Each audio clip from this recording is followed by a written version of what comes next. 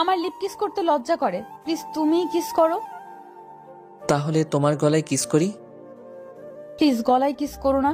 গলায় কিস করলে আমার সম্পূর্ণ শরীরে কেমন একটা হয়। তাহলে পেটে। শয়তান, পেটে কিস করলে আমি মরেই যাব।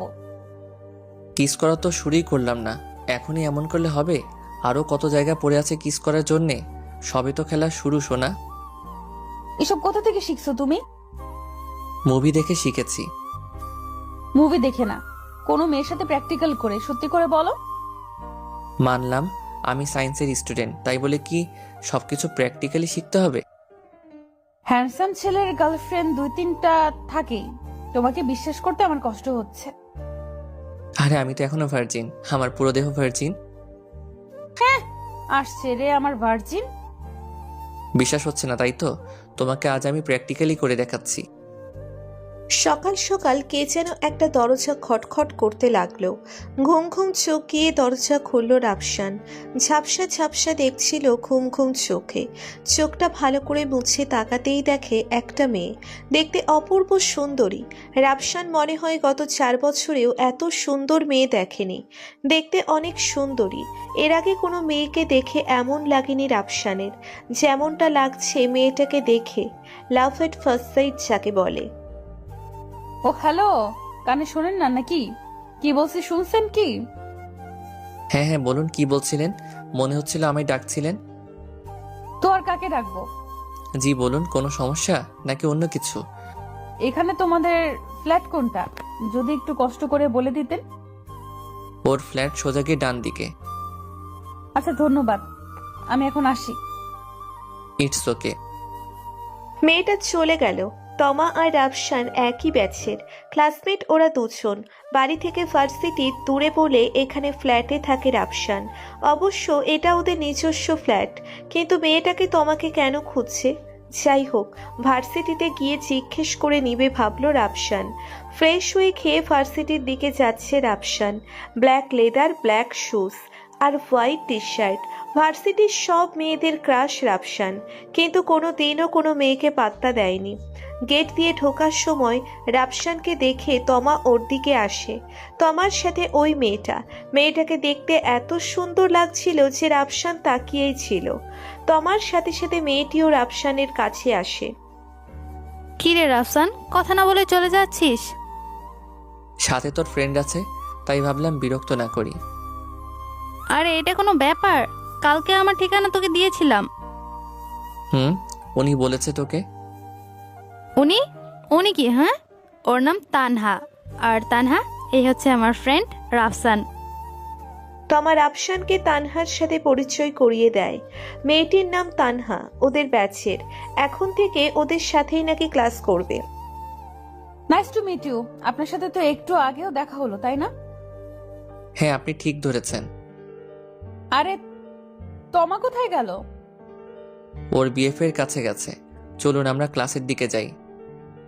হুম, তা তো যেতেই পারি, তবে একটা রিকোয়েস্ট আছে। হুম, অবশ্যই। আমায় তুমি করে বলতে পারেন। হ্যাঁ পারি। এই কথা বলে ওরা ওদের ক্লাসের দিকে যায়। ওদের দুজনকে একসাথে দেখে ক্লাসের সব মেয়েগুলো হিংসেয় জ্বলে পুড়ে যাচ্ছিল। কেননা ভার্সিটির কোনো মেয়েকেই রাফসু পাত্তা দেয় না, আর ভার্সিটির মেয়েদের ক্রাশ ও। তাই ওর এত কাছাকাছি তানহাকে দেখে সবাই জেলাস ফিল করে। দুজন এক বেঞ্চে বসে ক্লাসে হঠাৎ তানহা পড়ে যেতে নেয়। রাফসান তানহার হাত ধরে ফেলে। তানহা একটু সাবধানে হাঁটবে তো। না, আসলে মনে হলো কেউ একটা ধাক্কা দিল। রাফসান তানহার পিছে তাকিয়ে দেখে পুষ্প। বুঝতে পারলো যে কাজটা পুষ্পই করেছে। ওকে আর তানহাকে দেখে পুষ্প চলছে। রাফসান পুষ্পকে আরো চালাতে লাগলো। তোমার লাগেনি তো? সাবধানে হাঁটতে পারো না, যদি কিছু হয়ে যেত? এত সিরিয়াস হওয়ার কি আছে? কিছু হয়নি তো। হয়নি মানে যদি কিছু হয়ে যেত? আচ্ছা বাবা, এখন থেকে সাবধানে থাকবো। কিন্তু তমা কোথায়? ওই দেখো একটা ছেলে, দেখছো ওর সাথে? তমা? হ্যাঁ হ্যাঁ দেখেছি।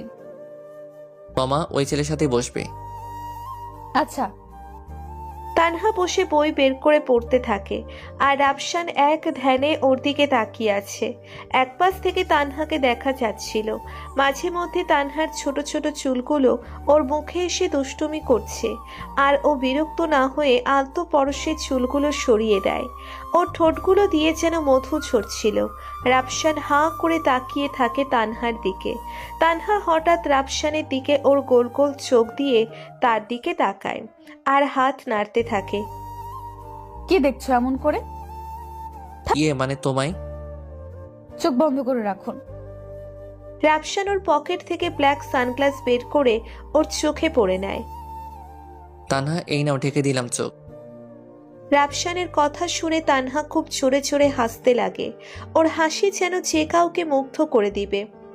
সারা ক্লাস রাফসান ওর দিকে তাকিয়ে থেকে ক্লাস শেষে দুজন বেরিয়ে যায়।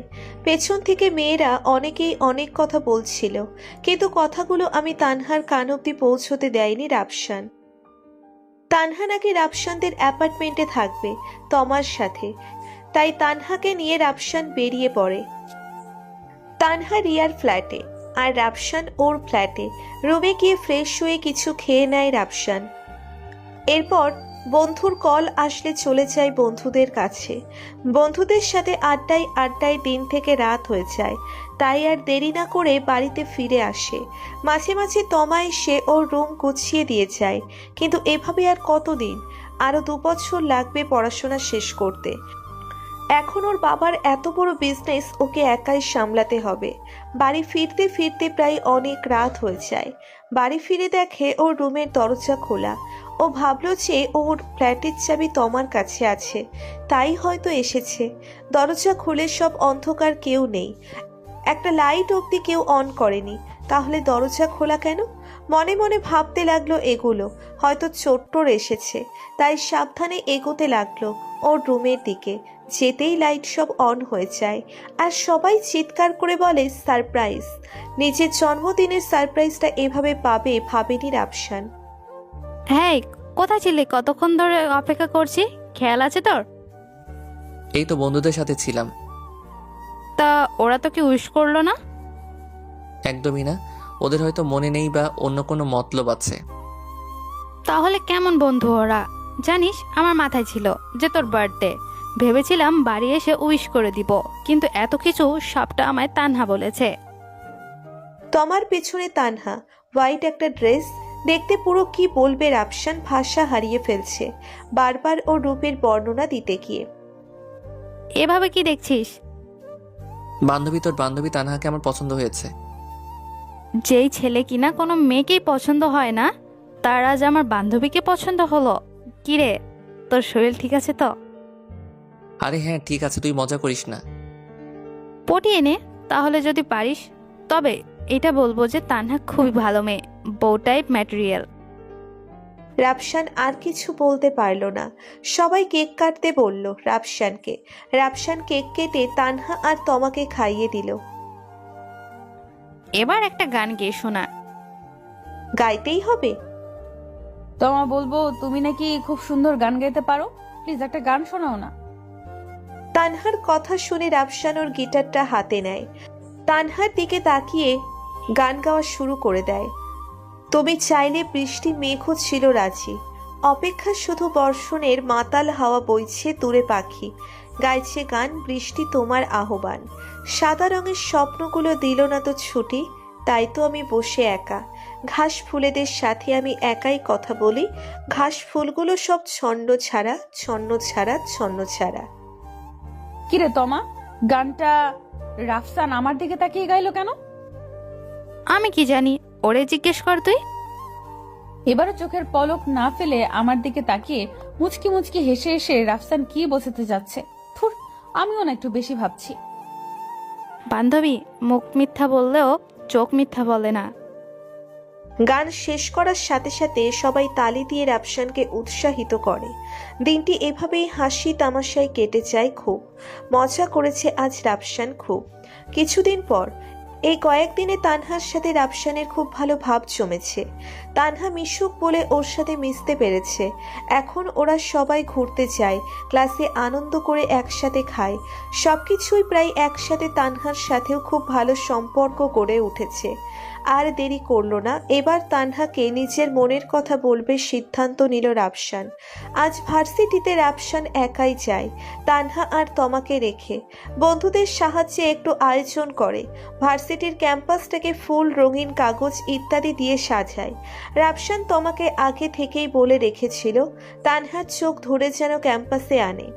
কিছুক্ষণ ওয়েট করার পর তানহার চোখ বেঁধে তমা তানহাকে নিয়ে আসছে, আর ফিসফিস করে রাফসানের কানে কানে, এবার যা করার কর। এই মেয়েকে এতটুকু এনে আমি ক্লান্ত। কথা মতো রাফসান সব আয়োজন করে হাঁটু গেড়ে বসে। তানহা মাঝখানে, আর ওর সব বন্ধুরা ওদেরকে ঘিরে গোল হয়ে দাঁড়ায়। তমা রাফসানের ইশারায় তানহার চোখটা খুলে দেয়। চারুলতা, তোমার অহনিমান দৃষ্টিতে আমি কেন নিশ্চুপ? তোমার সর্বলতা অঙ্গে আমার বিচরণ কেন? তবে কি আমি তোমার প্রেমে মত্ত হয়েছি আজ? চুপ চারুলতা, তোমার একধিক্য আবর্তনের পোষ্যলয়া আমাকে কেন এত পরাজিত করে? কেন এত অদিলকে তোমার বিশ্ব মত্তে খুঁজি? তবে কি আমি তোমার চিলতে বিকেলে এক টুকরো মেঘ হয়েছি? চারুলতা, তোমার দৃষ্টি আলাপনে কেন এত মন্ত্রমিতা, কেন এত বিদ্ধতা তোমার আমার প্রত্যাবর্তনে? তবে কি আমি তোমার অজাদিতে নিজের ভালোবাসার সমাপ্ত টের পেয়েছি? তবে কি তুমি আমার জীবনে চলার পথের সঙ্গী হবে? কথা দিচ্ছি, আগলে রাখবো তোমায় বুকের মাঝ বরাবর। রাফসানের প্রপোজে তানহা অবাক, কিন্তু মুখে হাসি নেই, কারণ ওর যে বিয়ে ঠিক হয়ে গেছে। কিন্তু এই কদিনে তানহাও রাফসানকে ভালোবেসে ফেলেছে। তবে কি ওদের ভালোবাসার এখানেই সমাপ্তি ঘটবে? রাফসান, তোমাকে আমি একটা কথা বলতে ভুলে গেছি। হ্যাঁ বলো না, কি কথা? আমার বিয়ে ঠিক হয়ে গেছে। মানে? তাহলে এতদিন কেন সব গোপন রাখলে, আমায় জানালে না কেন? আমি কখনো ভাবিনি এমন কিছু একটা হবে। আমায় ক্ষমা করে দাও। এই বলে তানহা সেখান থেকে উঠে চলে যায়। রাফসান খুব কষ্ট পায়। আসলে তানহা নিজের পরিবারের বিপক্ষে কিছু করতে চায় না, কারণ তানহার আব্বু হার্টের পেশেন্ট। তাই তানহা চায় না ওর আব্বুর ওর জন্য কোনো ক্ষতি হোক। এভাবে কিছুদিন কেটে গেল। তানহার বিয়ের দিন ঘনিয়ে এলো, আর একদিনে রাফসানের সাথে ওর কোনো যোগাযোগ নেই। কেউ কাউকে কোনো ফোন বা মেসেজ দেয়নি। সবটা শেষ হয়ে গেল আজকে। তানহার বিয়ে হয়ে গেল। তানহার চোখে পানি নিয়ে কাবিননামায় সই করে। বাসর ঘরে বর্তমানে বসে আছে তানহা। বর ঘরে ঢুকেই দরজা লাগিয়ে দিল। নিজের বরকে এখনো দেখেনি তানহা। এই যে ঘোমটার নিচে কান্না করতে হবে না আর। কি হলো, এখনো কি সবকিছু চেপে যাবে? রাফসান, তুমি এখানে? আমার সবটা কেমন যেন গোলমাল লাগছে। তবে যাই হোক। আমাকে জড়িয়ে ধরলে কেন? আমি তো তোমার বর না, আর আমি ভালোবাসো, তাই না? খুব। আর বর নাকি সেটা পরে এখন যাও। রাফসান, আমার বর এসে পড়বে। এখন ঝামেলা হবে। তুমি এসেছো, আমি তাতেই খুশি। চলে যাব মানে? বোকামে, আমার বউ রেখে আমি কোথায় যাব? কাবির নামে সই করার সময় আমার নাম দেখোনি? তুমি আমার বর? সেটা পরে বলতেছে, আগে বলো ওই দিন ওইভাবে চলে এলে যে। আমার বাবার মুখের দিকে তাকিয়ে চুপ হয়েছিলাম, কিন্তু তুমি কিভাবে আমার বর বুঝতেছি না। তুমি চলে যাওয়ার পর আমি নিজেকে সামলাতে পারি না, অনেকটা ভেঙে পড়ি। তুমি ভুলে তোমার ডায়েরিটা রেখে গিয়েছিলে, সেটা পড়েই তো জানতে পারতাম তুমি আমায় ভালোবাসো। তাই আর দেরি না করে আব্বু আম্মুকে নিয়ে তোমার বাবার কাছে আসি আর সব কথা বলি। আর তোমার বাবা রাজিও হয়ে গেলেন। কিন্তু এখানে টুইস্ট আছে। তোমার বর, মানে যে হওয়ার কথা ছিল, সে তো কিছুতেই তোমায় ছাড়তে রাজি হয়নি। তারপর বাধ্য হয়ে ওই ছেলেটাকে কিডন্যাপ করেছি, আর ছেলের বাবা মাকে হুমকি দিয়েছি এই বিয়েটা যেন ভেঙে দেয়। আর বিয়ে ভাঙার পর তোমার বাবাও চিন্তায় পড়ে যায়, তাই জোরপূর্বক আমাদের প্রস্তাবে রাজি হয়ে যায়। তাহলে আমার থেকে এসব গোপন রাখার মানে কি ছিল? আমি কত কষ্টে ছিলাম জানো? এই যে সারপ্রাইজ দিলাম, এখন খুশি হওনি? খুব খুশি, ঈদের চাইতেও বেশি খুশি। তাহলে চলো, তোমাকে একটু আদর